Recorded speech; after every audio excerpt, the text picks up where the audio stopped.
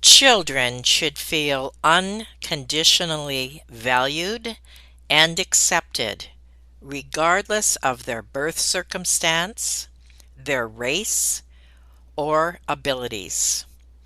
Trisha Campbell is my guest today on Never Ever Give Up Hope, and her family rose to this challenge and adopted 5 children. You're not going to want to miss her exciting story today. Have you ever felt like giving up, quitting, throwing in the towel? Welcome to Never Ever Give Up Hope featuring Carol Graham. She's an author, health coach, and motivational speaker. Backed into a corner multiple times in her life, Carol shares with you stories on how she overcame some of the toughest obstacles a person can go through in life, but refused to give up hope. Rather than admit defeat, an opportunity was presented, and it involves each and every one of you. Carol will feature spectacular guests who will share their messages of hope, encouragement, and their inspiration to prove why life's adversities only make you stronger. And now, welcoming the host of the show, here's Carol Graham.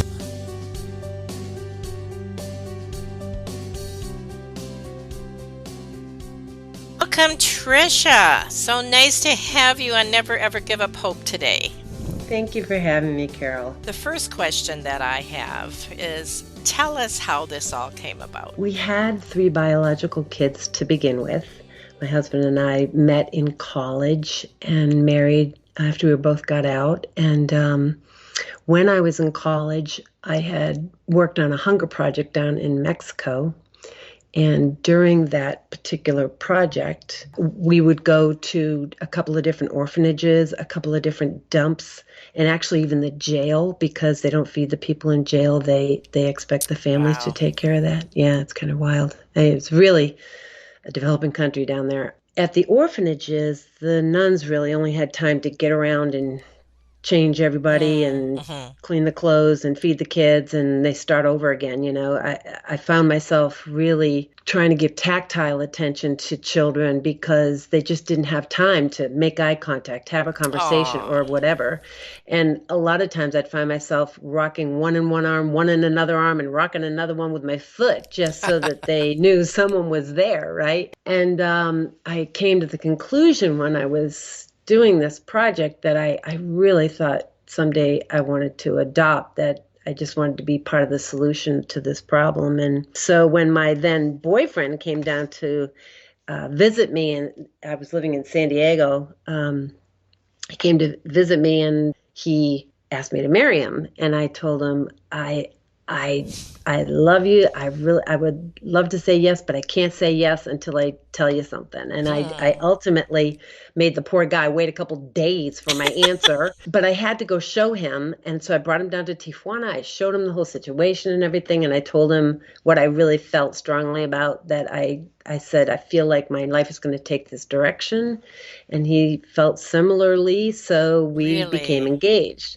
But then we had our first 3 biological kids, and we're busy parenting away, right? And you know how that is. I mean, just as soon as you're beyond 2, you've gone from man to zone defense, right? I mean, you're definitely, kind of got all things rolling, too many plates in the air and all that stuff. And so we were seeking some sort of spirituality for the kids. I myself had been on a long 10-year journey looking for the truth about life and living and spirituality and all that stuff. And I just started looking for the truth. I started to attend a Bible study. Now, I had never studied the Bible, but some women would say, God showed me this, or God said that, or whatever. And I was like, that's kind of interesting. That's kind of weird, actually, but interesting. I started to get a sense of certain truths coming out of scripture, and I would get these, feelings about it. And I was like, that's interesting. I never thought of it like that, or something like that. Well, Right. I started to have a sense of like God calling me, like to his way of seeing things. And I ultimately one morning I woke up, I was wide awake, and I had a scripture running through my head. Of course, I didn't know it was scripture because I didn't know scripture. Mm-hmm. I had a scripture running through my head, and I just got up and I thought I should just write it down or something. Ultimately, anyway, God got a hold of me, and I ended up just on my face before him, and just I was so humbled and so happy, but I ultimately he was calling us to adoption, and he made it abundantly clear. Right after that situation happened, I started to have dreams of a black baby girl with one arm, Oh, and my she was our word. daughter. I know. It was kind of wild. But every time I woke up, I would tell Dave about it. And she was different ages in the dreams, but it was the same girl. And I was like, so, and the other thing was our oldest son's name was Daniel, and the baby's name was Danielle. And I was like, is that pointing to this supposed to be our child thing? I don't know what this is. I said, I would never name a kid Danielle because that would be confusing, right? I had a cousin Patrick and I'm Patricia. It was terrible. So I was like, I wouldn't have a Danielle and a Daniel in the house. We after the third dream, Dave and I were out of town on business, and I had the third dream out of town. And I told him about it again. And we went to church near the hotel where we were, and they said they started reading scripture from the pulpit. And the scripture for that Sunday, for whatever reason, was from the book of Mark. And it said, and Jesus took a child among them and said, he who receives one such child receives me, but not just me, him who sent me. And I just started bawling. Oh, my word. Yeah, I just started bawling. And of course, poor Dave looked at me. He's like, what's going on? And I'm like, sorry. And I couldn't hardly talk. And I just pointed at the scripture and I said, Danielle. And he was like, oh. And it was like the Huh. whole congregation just disappeared, and it was just us and that scripture, Mm. and we were being called, right? It was really cool. So we go home, we're like, okay, we're bouncing baby at this whole Christianity thing. We don't know what's going on. So we asked a pastor for help, and he said, it's the baby had one arm, so that's special needs, and the baby was black, so that's transracial. So it looks to me like you guys are going to be adopting transracial special needs. And I was like, okay, okay. There you have it. And so we just started the process, and through the process had so many doors slam in our face, Of because they course. would see us with three healthy kids and go, what are you doing? Mm. You have three healthy kids, go home, be happy. You're not whatever. You're not the kind of person we expect to deal with. And but the thing was, we were looking for special needs kids. It wasn't like we were trying to scoop some little infant that was, Right, right. going to be this only person's chance to have a baby or whatever. We were looking for special needs kids. Yeah, that's how the whole thing started. Each and every successive child, there was distinct indicators before they came along, and it was just a really cool God story, because frankly, I had nothing to do with it. All I did was say, okay. I was just, obedient to the calling And you came to expect it that way, didn't you? completely. And I had no doubt in my mind that if God said, thus and so, and I'm going to give you, like he gave me a vision for a certain child or whatever, that he was also going to give the provision for that child. There was no way he was going to, plop some kid in my lap that had all these special needs that I couldn't deal with, and he was just going to let me wallow in it. He wasn't. He was going to provide too. So it was really neat. So let's start with the first three. I want to get the chrono or the ages here. So the first three, what ages were they? And then when you adopted the next five, how close were they? What ages and how did they come? Like months apart, years apart, etc. Oldest son was 2.5 when our daughter was born, and then 2 years later our son was born. So it went boy, girl, boy, and they were 2 years apart. When we adopted the first little guy, Zach, he was 10 months old. So they were they were about 2 years apart too, because he was 10 months and Nathan our Right. youngest, had Okay. just turned Okay. 3. Then we found Danielle, the exact baby from the dreams, which was a really cool story. You have to get the book. It's called Eight Was Enough, a God-led adventure with adopted and special needs kids. And it's a really cool story how we actually found the baby from the dreams. It was very, very cool. But anyway, so we got her and she was only 6 days old. Wow, you're kidding. No, but she was only 18 months younger than Zach. So we got her 8 months after we got him. So he was 10 months old. So he was a year and a half when we got her. And then a couple of years passed, and we got a little girl that had just turned 4, but she was the same age as Zach. Okay. So there was no Right. space Right. between them. A few years later, we got Sean, and he was a couple years younger than the baby that was Danielle. We named Alicia. And then 5 years later, we got Chris, who's our youngest. In fact, we had given away all our baby stuff. Oh, I mean, all our baby stuff, the clothes, the high chair, the crib, the whole thing, and so like our son Sean was turning 5 and going to kindergarten in September. So when he went to kindergarten, Dave and I kind of were like, 7's a godly number. It's 7 days in a week. It's kind of a nice number. And we're probably done, right? I don't know. So then,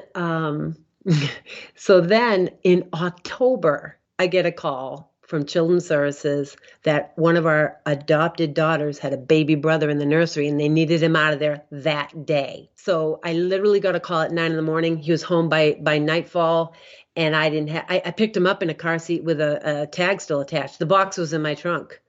I literally had nothing.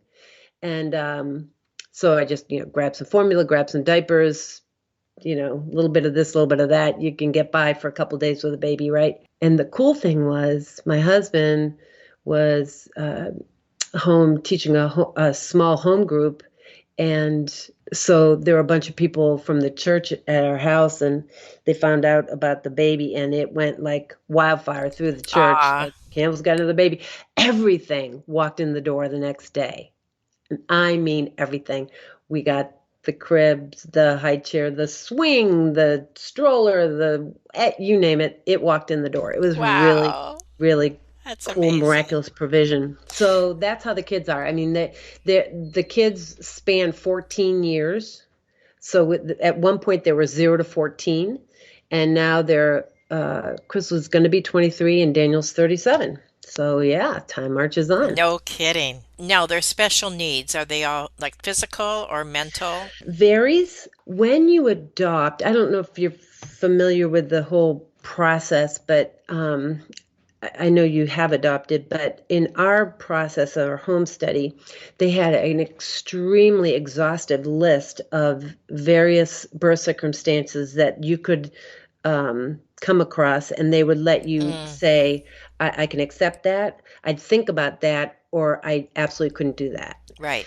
And so a very long list of things.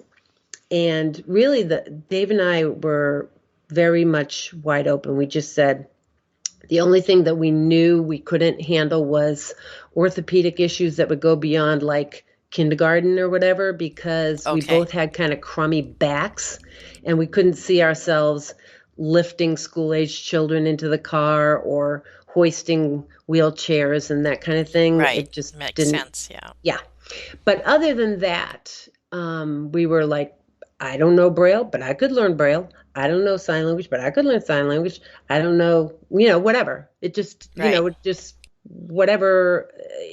I felt strongly like God would provide regardless. And so, some of our kids have like we had a lot of ADHD. We had some kids that were born addicted to crack.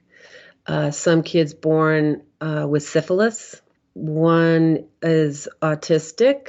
One is legally blind, but not completely, but legally. And yeah, and then also some mental illness issues too. So bipolar, OCD, depression, that kind of stuff. So, just it's kind of a mixed bag. But honestly, when you have a biological child, you really don't know how that's all going to pan out, do you? Of So, course. Of right. course.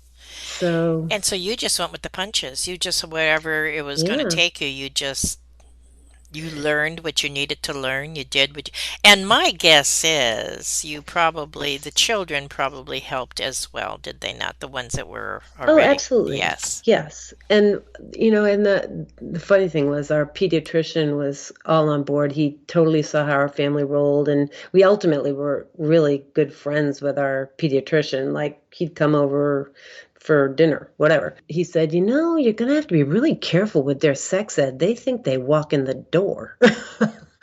Like, yeah, you're right. He's like, just thinking. But but yeah, at our house we had a saying that everyone has to row with the oars he has. And you know what? We'll do the best we can to help you if your oars are short, or if they're skinny, or if they're not pulling water the way they need to, or whatever. But everybody has to row with the oars they have. And don't we all? Don't we all? Exactly. Exactly. Yeah. We're going to take a really quick break, and I've got a bunch of questions, and I know that the audience does as well. So when we come back, we're going to talk about a few different things. First of all, I think about sharing a couple maybe funny or sad stories, whichever Okay. you would like to share, Okay. and also the stigma that's attached to white families adopting multiracial children. And then, of course, we're going to talk about your book. So we will be right back. Carol Graham would like to show you the path from misery to miraculous triumph in her fast-paced memoir, Battered Hope. She relates her determination to succeed as someone who experienced one horrendous nightmare after another. Gang raped and left for dead, loss of a child, husband falsely imprisoned, and cancer. Nothing could break her tenacity or faith. No matter what you face, heartache, loss, suffering, or injustice, Carol will illustrate how she became a victor the same way you can. The secret is to never, ever give up hope. Order your copy at Amazon or batteredhope.blogspot.com. Today we're speaking with Trisha Campbell about her family, which had 3 biological children and then expanded to include 5 adopted children with a variety of physical and possible mental disabilities, special needs kids, and also from different races. So this has been exciting so far, and I do have lots of questions that I want to ask you. Let's continue with the first thing. Tell us about the hurdles you had to encounter adopting kids from various racial backgrounds. Well, I don't know if you know, there's a group called the Black Social Workers of America, but there is. And they really worked hard to keep kids of color out of Caucasian homes, Really? but they did. And I still think they do. They just do it a little more on the down low. The problem is 85% of the kids in care are kids of color, and 15% of the families that are adopting are families of color. Mm-hmm. So it's exactly the flip-flop of what it would Interesting. need. Yeah, Wow. it's exactly the flip-flop of what it would need to be if you were to try to get every child into a family of their Mm-hmm. similar Mm-hmm. race. So the problem is that they were trying to make long-term foster care plans for a lot of kids rather than put them in permanent homes. Mm. But that's never the best thing. Kids that age out in foster Yes. care are just left to drift. Right. They're so susceptible to all kinds of, evil in the world.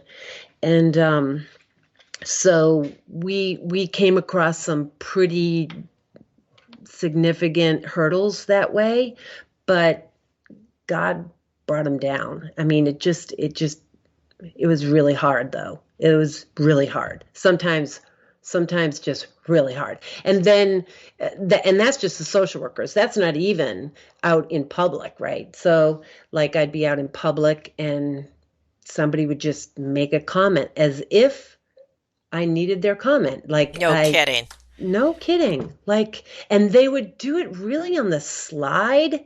Like they would walk by and go, I don't like it. I'm just saying I don't like it. Wow. And then they'd keep walking. I'm like, wow. You know, like they wouldn't confront the kids, which was great. But still, it was just there. And then there was another time that we were trying to buy a house and everything was going swimmingly until we brought the kids to see it. And then all of a sudden, oh my word, all these barriers started just coming up. I was like, what is happening? And then Dave was like, oh my gosh, this all started after we brought the kids to see the house. And what happened was it was a spec home. It was being built on speculation, but it was one of the first homes in the neighborhood. And he thinks the builder was concerned that they'd see our family and be like, I'm not living here. So we had to just let that go. Our realtor was very supportive, though. She said that this is completely against the Fair Housing Code. Of course. You know, if you want to, I will go to bat for you and we can get a lawyer involved and da-da-da-da.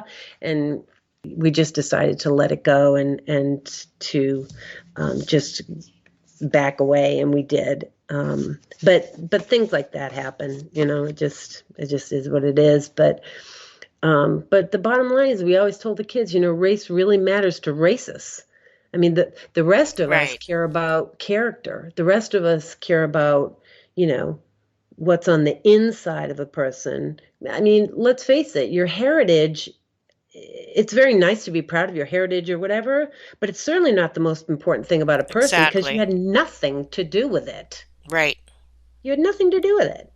So, we would try to, you know, keep the focus off race, because the more you focus on race, the more race becomes the focus. That's right. So, exactly. That's what we did. We just tried to keep it like that. And generally speaking, it was fine. We did do things with the kids to just sort of celebrate differences. Frankly, a lot of their like learning differences and stuff were much more of an issue than their skin color.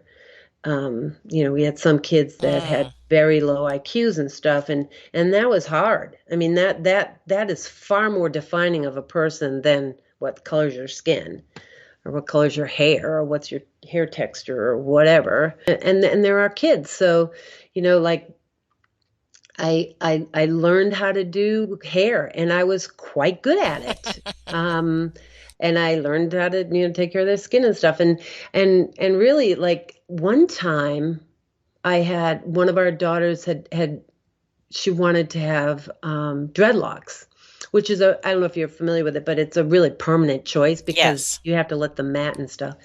And her dreadlocks were gorgeous. And I was the one that did the maintenance on them, because you have to retwist the new growth into the locks when it gets grown out. Mm-hmm. And then you have to do the beeswax and that kind of thing. So, one time I was at church and a woman of color came up to me and said, "My daughter loves your daughter's hair. Would you teach me how to do that?" Oh my word. Isn't that great? I was like, sure. That's hilarious. Yeah. So I literally ended up doing her daughter's whole head, explaining to her as I went how I did it, and showing her on my own daughter's head how the new growth was and how you would have to separate it out and work it in and all that stuff. So, yeah. So a learning curve you probably never expected. No, I'm telling you, it was an adventure. It was just an adventure. Kidding. That's why I called the book what it is. It says it's, you know, it was enough a God-led adventure. It was totally kidding. An adventure. Everything was. Yeah. So what heartwarming story do you, I'm sure you have 101, but what heartwarming story would you like to share with the audience today? The kids were great. I'll tell you about the evening when I brought Sean home.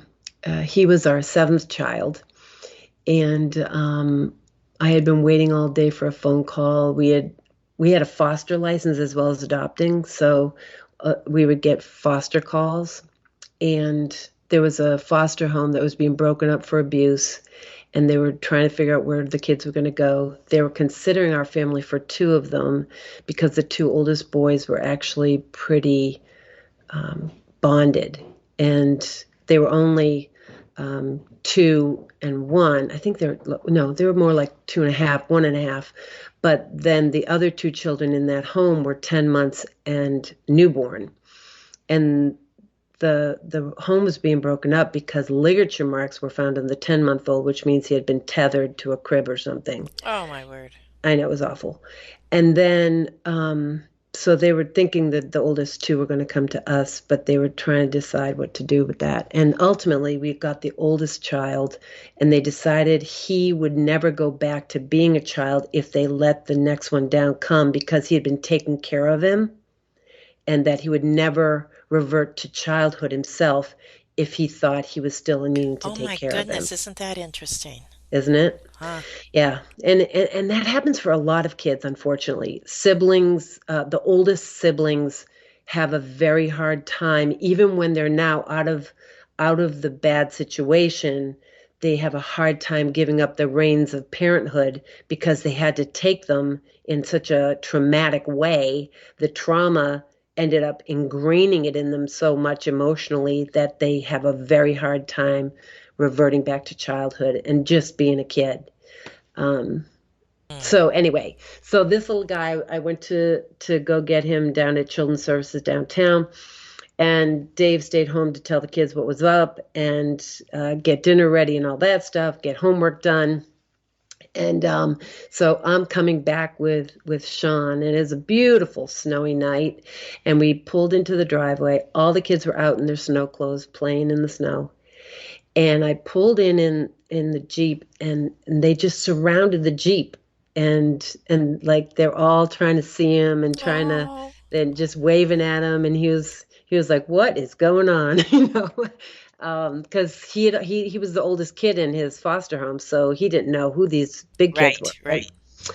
And then so we got him out of the car, brought him in the house, and we were having pizza for dinner because nothing says party like a pizza, right, for kids. This little guy was very undernourished, so we had to stop him from eating when he got to half a pizza. It was crazy. And his little glasses, he's the one that's legally blind. His little glasses were pulling his ears forward. He did not have ears that stuck out, but they stuck out because he hadn't had the right size glasses since he grew. Oh, Like my word. nobody had taken him for new glasses since he grew.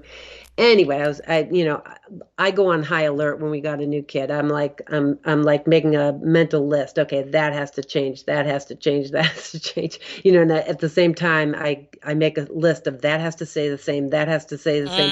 To Interesting. keep them, Right. keep them secure. So anyway, he was eating pizza, and the kids they just surrounded him like an amoeba.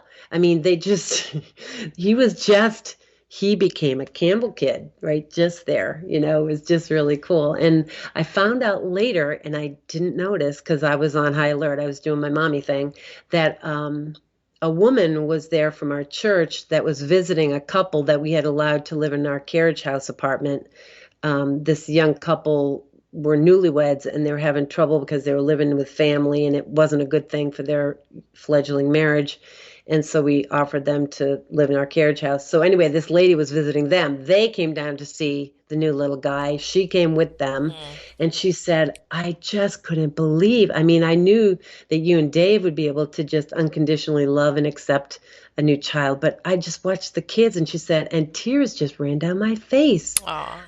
I just was just awestruck by that. And I was like, yeah, they're pretty open to this. They're very much attuned to what's going on. And honestly, when we first started the adoption process, our oldest was just a little guy. He was like 6. And I said, Dad and I were talking about maybe that there are kids out there that don't have a mom and dad or that need a family and that maybe we should share our family with them. And he goes, I don't know. And I was like, uh-oh. And he goes, but I think we should do it right away. I was like, okay. So, yeah. So, I mean, as they get old enough, you try to, help them process things. But we always tried to have kids process difficult subjects by bringing them up themselves. Like we always felt that if a child's ready to hear the answer, then they'll ask the question. If they're not ready for the answer, don't bring a subject up. You know what I mean? Like just excellent point. Trauma. Yes. Yeah, trauma can be one of those crazy things you just have to be super careful about how, and every kid's going to be different, right? And it just you have to be mindful of that. So how many times has somebody said to you, you should write a book? Yeah, there were a few. There were a Okay, few. so tell us There were a about your few. book. And who should buy it? And is it a memoir? And is it a story? Or does it have Well, tips? Or you just share it? yeah. So it is a memoir, but at the same time, it kind of is an interesting book that, as I wrote it, I don't think I set out to do this, but I've been told by a number of people that have read it that it does this, and so I'm just going to share that. Is that it turned out like a parenting book if you needed a parenting book. It turned out like an adoption book if you needed an adoption book. It turned out to be a faith journey book if you needed a faith journey book. It turned out to be a book about resilience if you needed a resilience storybook. I mean, it just kind of has a lot of facets to it. So it's sort of how the reader is coming to the book is how they read the book. Does that make any sense? It's Yes, like and it's also a story, like you said too, right? right, very much so. But at the same time, there are parts in it that I break out and I go, okay, this is how we did this, or this is how we did that. Because frankly, there were times when the kids were growing up that people would go, how do you do this? How do you do discipline? How do you do chores? How do you do allowances? How do you do? And I go, you know what? I honestly can't tell you. If you want to come over the house and just watch, you're welcome to it. I couldn't tell you because I couldn't verbalize it at the time. I didn't have time to process it. So there's a lot of things about, big family stories. There's adoption family stories. There's kid trauma stories. There's a whole chapter called Troubled Transplants because, there's struggle. There's difficulty when kids come through trauma. And that chapter was super helpful to some people that were adoptive families that thought they were having a problem that was isolated. And then too, I had a mom that had a biological special needs child say to me that it brought her to tears when she realized I chose that or that I willingly went that direction. And it gave her strength to keep going the way she had to go for her special needs child who was nonverbal autism, the whole thing. And it just gave her strength to know there would be people out there in the world that would choose to go that direction. And Beautiful. so, yeah. And then, so you just don't know how the story reads to given readers. Like it changes how it strikes them. And so, yeah, it's interesting from that respect. Do you have another book in the works? I don't have another book in the works, but I have an idea for another book in the works. Okay. So that's a good thing. So why don't you summarize the message that you would like to give the audience today? Anything that you would like to share at all? God takes care of kids, and He just has a different way of getting them to their forever family. They aren't necessarily born there, but he has a way of taking care of them. I'd say there's a scripture that says, well done, good and faithful servant. I think one of the greatest things I learned was it doesn't say, well done, good and successful servant. Right. Like you don't have to be super successful at something to have been faithful. Or to make an impact. True. Exactly. Yeah. Well, thank you so much, Trisha, for what you shared today. It was exciting, definitely heartwarming, and I hope that you answered questions to anyone who is considering even adopting one child, and also that you would have been an encouragement to those who have already adopted children and possibly are struggling and wondering, why did I do this? You Mhm. certainly answered that question as well. So we look forward to reading your book, to sharing your story, and thank you so much for being on Never Ever, Ever Give Up Hope. Thanks, Carol. Thanks for having me. Thank you for listening to Never Ever Give Up Hope, featuring Carol Graham. Did you know that most people succeed because they are determined to? Quitting was never an option. Carol loves your comments and will respond to each one. So please subscribe and review this podcast. A rating of 5 stars would be outstanding and appreciated. Remember, if you are still here, there is always hope.